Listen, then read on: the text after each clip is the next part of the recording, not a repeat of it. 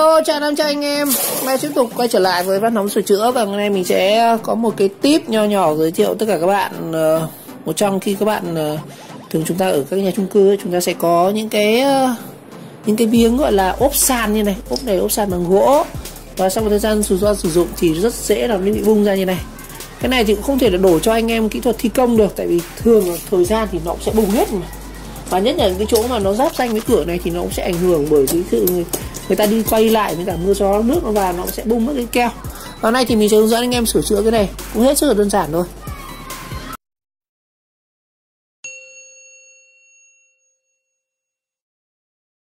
Rồi, như trước đây thì thực sự mình đã sửa cái này một lần rồi, nhưng mà lúc đó mình sử dụng phương án khác, mình không sử dụng cái phương án gốc của nó, mình sử dụng một cái mình có sẵn thôi, đó chính là những cái chiếc keo silicone, keo nến ấy. Đây, cái miếng này trước bây giờ nó cũng đã bung rồi. Các bạn có thể thấy đây. Đây. Ở trước là mình sử dụng bằng cái keo silicone, cái keo nến. Đó. Thật sự thì cái keo silicone này thì nó cũng có thể dán được cái miếng này tốt, nhưng mà để cái thời gian có thể tái sử dụng lại được lâu hơn thì có lẽ nó không thể làm tốt bằng cái keo mà mình sẽ chia sẻ với các bạn ngày hôm nay.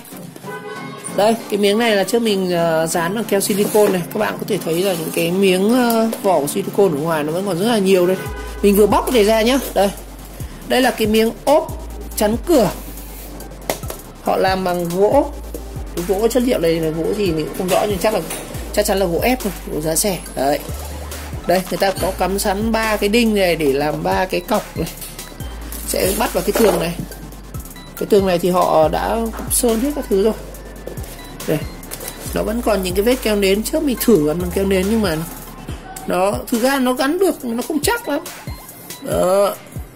Ngày hôm nay thì mình cũng tiếp tục mình fix lại rồi, và mình sẽ sử dụng luôn cái keo nguyên bản của anh em thi công, đó chính là keo Apollo.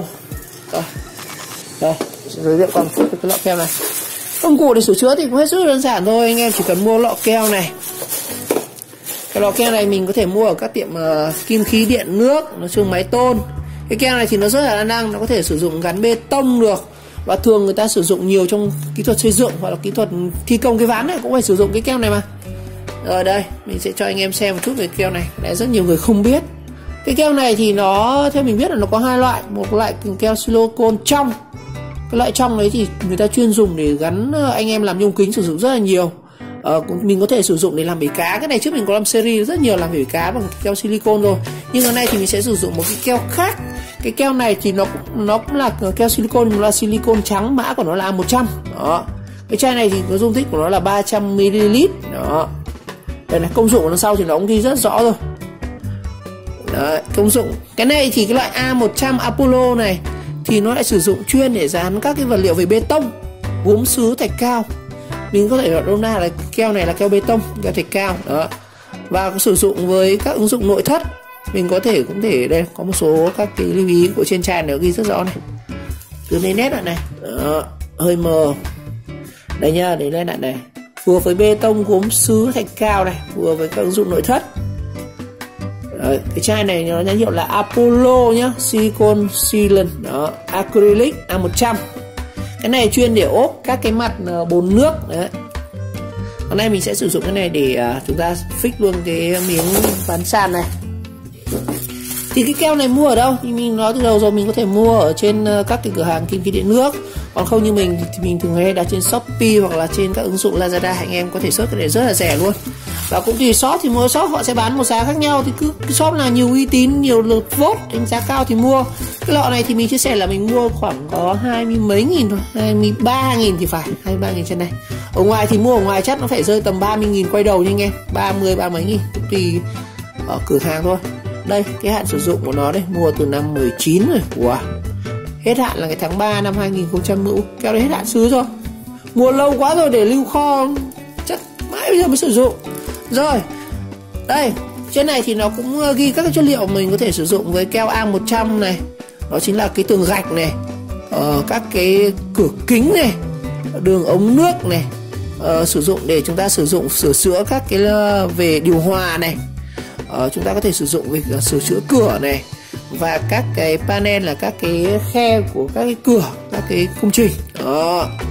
Rồi. Và sau khi chuẩn bị xong một lọ keo thì mình Cái này thì option thêm nhá, mình có thể mua thêm một cái súng bắn keo, cái này cũng rẻ thôi, nó khoảng tầm 25.000 cái súng bắn keo này. Còn nếu mà chúng ta không sử dụng bắn keo thì cái này dùng anh em sẽ phải ẩn tay, nó rất là mỏi. Và khi mua kèm thì người ta sẽ cho các bạn một cái đầu này, cái đầu này giúp chúng ta có thể là để miết. Đó, tí nữa mình sẽ hướng dẫn sử dụng luôn cách sử dụng cái súng bắn keo như nào. Rồi, đó là chút công dụng của cái súng bắn keo này. Và nay thì bắt đầu chúng ta sẽ tiến hành là thực hiện thôi.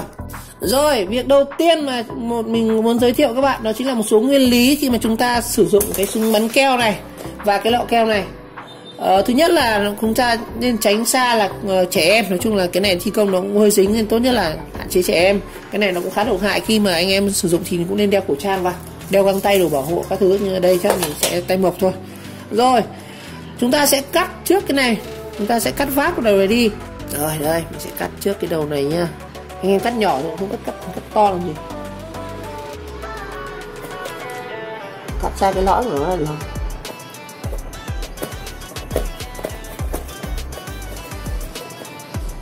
Đó, các bạn cắt khi nào nó lòi ra được cái đầu này, đó, mang cái phễu như này.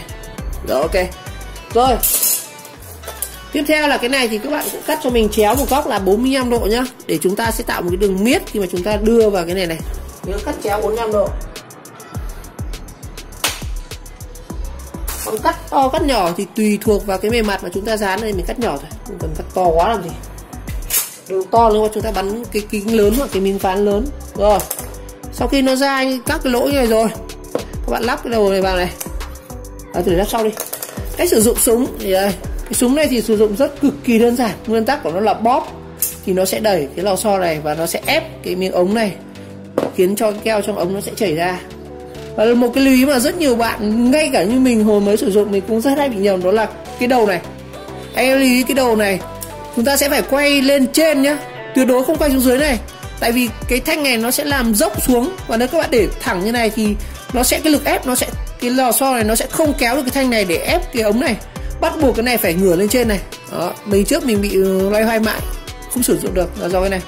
Rồi, và chúng ta có một cái cò ở đây, các bạn bóp vào cái cò đây và chúng ta có thể rút được cái thanh này ra. Đó, kéo nó ra về phía tay bên trong này. Các bạn sẽ lắp cái đống keo ở đây. Đó, đây, đút cái này vào đây. Có rất nhiều bạn loay hoay với cái này không biết lắp như nào. Trời ơi, đơn giản quá mà. Đây. Rồi, các bạn đặt cái ống này vào đây. Sau đó chúng ta sẽ ép cái này bằng tay nhá, và bấm cò ở đây. Nhớ bấm cò của súng. Rồi, hơi trơn một chút thôi. Đấy, ép cái này vào đây. Rồi, cái đầu này thì chúng ta sẽ lắp cái đầu vòi mà các bạn vừa mới vát 45 độ vào. Đấy, còn việc sử dụng súng thì bây giờ chỉ cần bóp cò và nhớ chỉnh cái này thẳng lên này. Đó, nó sẽ ép cái này. Mỗi lần chúng ta bóp thì hai cái lò xo này có tác dụng, nó sẽ ép, nó là một cái lực ép giúp đẩy cái đầu này, nó sẽ ép vào trong cái lõi của cái keo này. Rồi bây giờ chúng ta sẽ bắn thôi. Lưu ý là cái đầu vát này chúng ta để sao cho nó sẽ là tiếp xúc với cái mặt phẳng. Bóp keo đến đâu và sẽ miết đến đấy. Rồi, mình sẽ tự chặn luôn nhá. Dán trực tiếp lên cái này. Đấy, các bạn cứ đi cái viền quanh cái mép này thôi. Đó. Bóp nhẹ. Rồi, sau khi bóp một lúc, khi cái lượng keo ở trong ống này thì nó ra đến đầu mép này. Bây giờ chúng ta sẽ bắt đầu dán ở trên cái miếng này nhá. Các bạn bóp nhẹ thôi. Bóp ra keo và chúng ta miết. Đó, bóp ra keo và chúng ta miết. Lại nhà này, bóp ra keo và miết.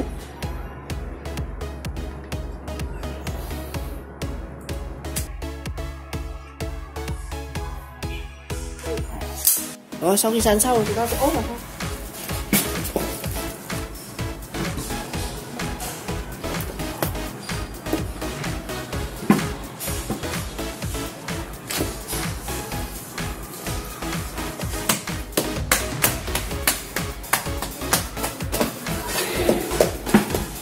Rồi, và đây là thành quả sau hơn 1 tiếng đồng hồ hì hoạnh, bôi chát. Cái súng này nó hỏng quá anh em ạ. Dùng nó bắn nó chẳng ra keo thì mình phải miết bằng tay. Cái này là sau khoảng hơn 1 tiếng đồng hồ anh em thấy rằng cái keo này nó bám rất là chắc vào cái tường này luôn này. Cái miếng này giờ nó cố định luôn rồi. Đó, hầu như là không có rung lắc gì đâu này. Đấy. Tôi nghĩ là cái về keo này nó lau rất là khó nhá, các bạn chỉ chờ nó khô các bạn mới có thể gọi là bôi được cái này ra thôi, quên tẩy được cái này ra. Đó, đây là cái đường gân keo này, nó nhìn màu thì giống kiểu như vôi trắng thôi, mà trong thành phần này nó có rất nhiều các cái thành phần axit các kiểu nữa. Đấy, rất là chắc chắn, ngon hơn nhiều so với keo silicone. Đó. Rồi, cảm ơn các bạn đã theo dõi video clip, và nếu thấy video hay mình nhớ các bạn nhớ like, subscribe kênh và chờ đón các video tiếp theo.